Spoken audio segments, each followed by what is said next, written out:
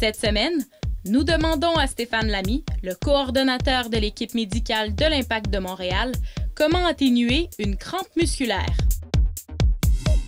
Donc, ce qu'il faut faire, c'est exactement ce qu'on fait, ce qu'on va faire sur le terrain d'habitude. La plupart du temps, c'est un coéquipier qui s'en vient puis qui nous étire la jambe. Si c'est les quadriceps, évidemment, on va étirer dans l'autre sens, c'est-à-dire d'aller amener le talon vers la fesse, tandis que pour les ischio-jambiers, on va tout simplement allonger la jambe vers le haut. Les mollets, on va tout simplement les étirer en allant faire un étirement, ce qu'on appelle l'étirement du coureur, là, où on va aller se pencher vers l'avant en gardant le talon au sol ou en ramenant les orteils vers soi. Donc, la chose à faire, c'est qu'on étire le muscle un petit peu, on voit si on est capable de réduire cette contraction musculaire.